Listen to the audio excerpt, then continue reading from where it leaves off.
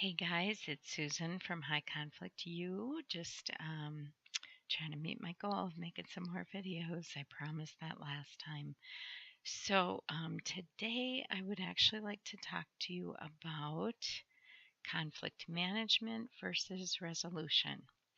So sometimes people take things I say at a different level than what I may mean. And I want to kind of clarify here, we're High Conflict U. And so I work almost entirely with really icky, nasty high conflict cases. There are some I would quantify as being moderate conflict, and there's still some potential there. And then there are some extremely high conflict where I'm having trouble having hope. So I'm not sure how many professionals are going to have hope for the case or how many of you are going to have hope for things to change. And so, what family court professionals are trying to do is help you learn to work through these conflicts that you have, get to a better place, and just both of you get focused on the children and kind of move on from what's happened. High conflict cases sometimes drag on for years, and it becomes clear that one or both of the people involved just really haven't dealt with their feelings about the divorce for one reason or another. Maybe they weren't expecting it and they didn't want it to happen. Um, or maybe when they went through the process and when all was said and done and the final judgment decree came out, it wasn't what you wanted or what you expected. Sometimes people agreed to things that they maybe shouldn't have agreed to because they were afraid or they just wanted to get out of there. Um, and yet you're going to be held to that. Or sometimes they agreed to things really anticipating that the other person would follow through and then the other person doesn't, and you're kind of stuck. So these things all contribute to conflict, and when it doesn't get resolved, it kind of builds and builds and builds. And so a lot of people look at family court from a really high conflict perspective of what do you do? I guess they're just going to be stuck here. There's nothing to do. There's no hope. But there actually is hope for you, especially if you're the one who has been working on yourself. You're trying to move forward. There is a lot you can do, so you shouldn't give up. And you can use the professionals to get changes that might be necessary. And you may need court action. Who knows? It depends on the situation, on what's going on. But if you are getting your parenting time and seeing your kids regularly and able to, just kind of make things there be a peaceful place and a place where the kids can get to support, you can really counteract what's going on in the other home. And people, when I say things like that, they question it, but believe me, I've got some examples of it. Some people with really bad situations who've really made a difference and seen a change in their home life, even in their work life, by getting focused where they need to be and putting their energy where it needs to be, instead of just spinning round and round and getting drawn into drama and unresolvable arguments. So, from that perspective, there are ADR processes, alternative dispute resolution processes, where they're looking for resolution of the problems. And there are ways to get that even in high conflict, although it's very difficult. And when you can't, though, when you have an extremely hostile, toxic person on the other end, then I always coach my people to be in conflict management mode. rather than resolution, because some of it is they just don't like you. How are you going to resolve that? You can't change how they feel about you. You can't change how they feel about themselves. And sometimes this is someone's um, upset and anger really with themselves, but they don't want to look at that. So they point outward and try to find someone else to pin the blame on so that they never have to deal with what they're feeling. So, what is the difference then of conflict resolution? So, conflict resolution is where two people come together. There's an issue that they cannot agree on how to resolve it, and they will often work with a third party to find a solution. How do we resolve this? What would solve this problem that may not be perfect, but it's kind of a middle ground? Or, one or the other is going to say, okay, I'll try it your way. But they try to come to some resolution and move on from there. So when that happens, that's great. However, and I think I've said this before in some videos, when you come into a process like that, a lot of times those processes in their contracts or their agreements, it will say that you're expected to be there in good faith. And good faith is really subjective, right? Like, I wouldn't necessarily know as a mediator who's in good faith and who's in bad faith until we get into this thing, right? So, but the whole truth of it is that the reason they go into good faith is because, it only works when both people are there and their goal, they actually have a shared goal of working on this to resolve it, not necessarily making a better relationship. Although sometimes these exchanges that you have in a process like that do help you learn new things or gain confidence in doing these things so that you build on it over time.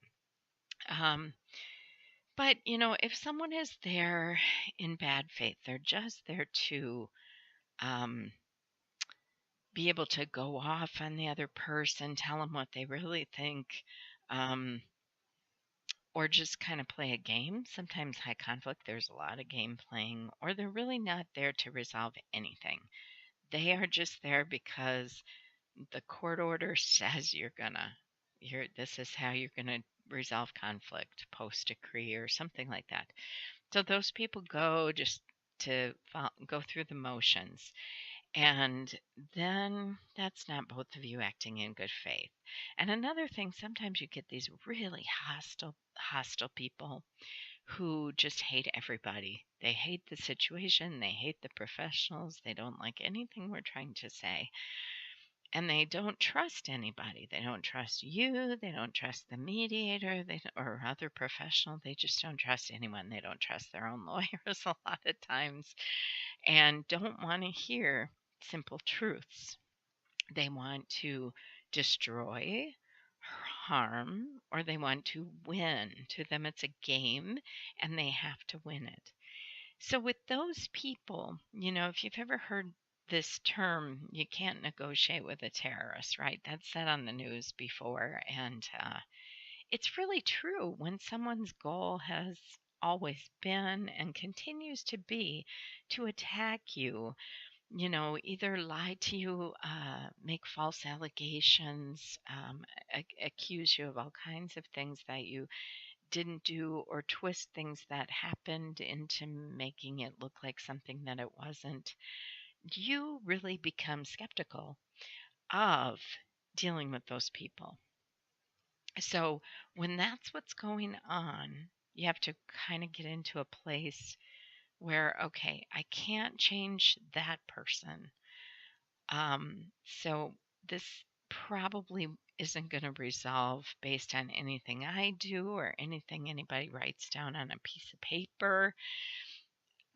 Unless this person changes, this is what I have to deal with. And so you start doing conflict management. And what I mean by that is you're going to disengage as much as possible. If you know that anytime you ask them to make changes to the parenting time schedule or something like that, they're going to just say no, then try to work around that. And a good coach or a good mentor has tools for you. So, and another thing is just being clear on what it is you're asking for and not being drawn into their game where they're trying to, pull you off of there or bully you into something else. So you want to sit tight and know what it is you want. Be prepared for this meeting because, whether it takes place through email or you are in the office of a neutral, these people can rattle you. They're used to it. They know how to push your buttons. They target areas of your life that are going to make you upset or react. And so you've got to be not getting defensive about it and going on and on about how that's not true, this is what really happened, blah, blah, blah. You want to just say, that's not how I see it, but here's the solution to the problem. This is what I'm looking to accomplish. And just be in a place where you can be firm.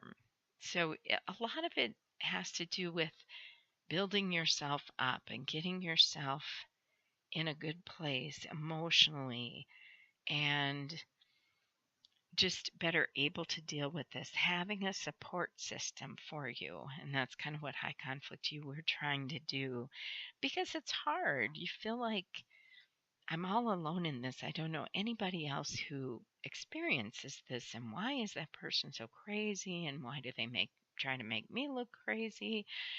It you're probably never going to answer that why because the toxic person is the one who has to answer that question and they may not even know. But you want to have yourself in a good place and try to get things set up in a way that you don't have to ask too much, and just kind of fall into a good life with what you have if you can. And, sometimes there are things that you need, but sometimes it's not worth the trade off of inviting an attack. So those are things you have to start weighing in your mind. So another good tool for you is to have patience, to not react and say, oh, I got to find this out, but to really think, is this worth it? What attack is going to come? Is this worth it for my child? Is it important enough?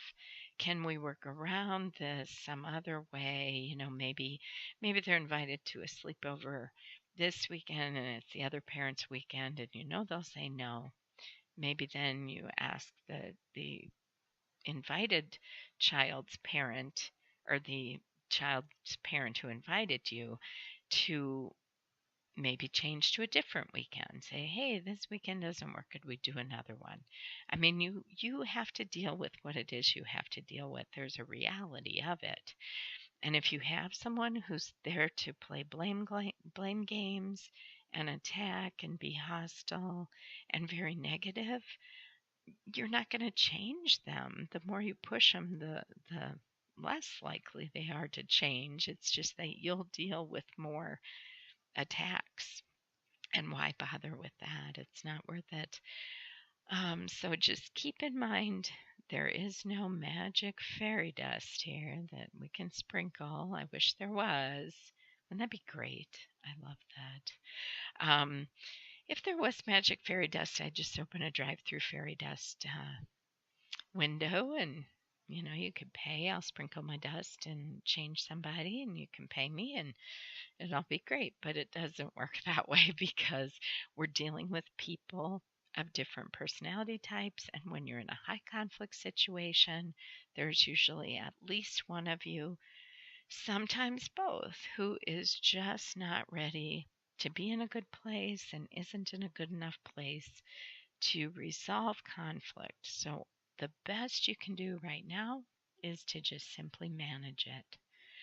So anyway, that's enough on that subject, but Visit us at www.highconflictu. Have a great day.